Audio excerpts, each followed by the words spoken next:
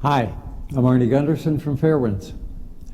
There's been a lot of discussion in the press in the last week about Tokyo Electric changing their estimate for the amount of radiation that was released at Fukushima. And there's also been a lot of discussion about radioactive hot particles being discovered all over Japan. Well, I wanted to tie those two together today and talk about just what that means. First, Tokyo Electric recalculated the amount of radiation that came out of Fukushima in the first week. And they discovered that that first week released twice as much radiation as they had thought was released in the entire accident. So it released an enormous amount more than they anticipated. But the second piece of that is that most of these new numbers, most of these new radiation particles were hot particles. And here's why.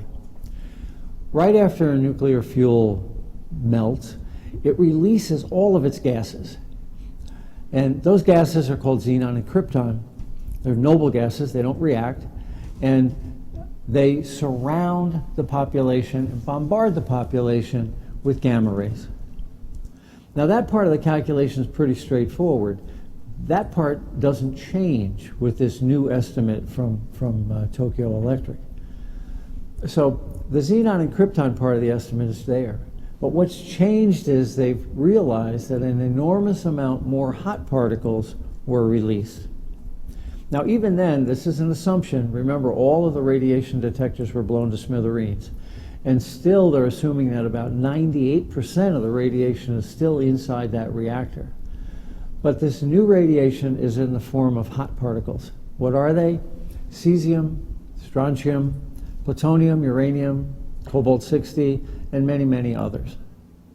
Now, when you go outside and you're in a cloud of noble gases, you can pick it up with a radiation detector because you're bombarded by gamma rays. But when you're in hot particles, unless there are many, many, many, it's very difficult to detect a single hot particle. But that doesn't mean it's not dangerous. We're discovering by scientists, independent scientists, using air filters in Japan, that the average person in Tokyo breathed in about 10 of these hot particles every day, all the way through the month of April. Those same scientists using air filters are discovering that in Fukushima, people were probably breathing in 30 or 40 times more radiation than they were in Tokyo. Again, in the form of a hot particle. And what surprised me was that air filters in Seattle indicate that people there were absorbing 5 hot particles every day for the month of April. Now, what does that mean? That means that that hot particle gets absorbed in your lung, or it winds up in your intestines, or it winds up in your muscle, or it winds up in your bone.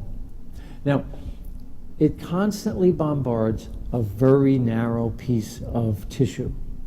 Now, we have here a picture of a lung from an ape, and there's a hot particle in the lung. And you can see how localized the damage is from that hot particle constantly bombarding the ape's lung. Now, a constant irritant like that, your body fights. And most of the time, your body wins.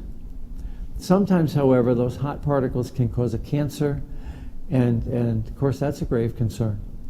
Now, you can't run a Geiger counter over someone's lung on the outside to determine if they have a hot particle, because those particles, those rays, don't travel outside the body. They do their damage to the local tissue. But we know they're there because the air filter results indicate that they are. Since I was about 16 years old, I used to work on cars a lot.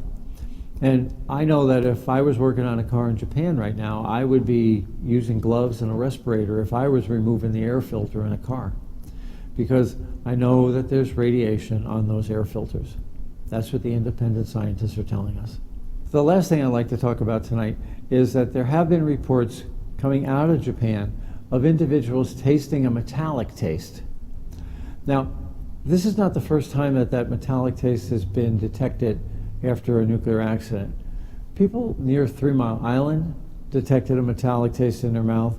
People near Chernobyl detected a metallic taste in their mouth. And also patients undergoing radiation therapy for cancers also have detected a metallic taste in their mouth. This is anecdotal. It's very difficult to measure, but that we are seeing it in Japan confirms what has already been detected at 3 Mile Island and at Chernobyl. Well, that's about it for tonight. Next week, on Thursday, June 16th, I'll be at the Boston Public Library between 6 o'clock and 8 o'clock at night. The topic is Fukushima. Can it happen here in the United States? I'll be with David Lockbaum from the Union of Concerned Scientists and Dr. Richard Clapp, an epidemiologist. If you're in the Massachusetts area, be nice to meet you there. Thank you, and I'll keep in touch.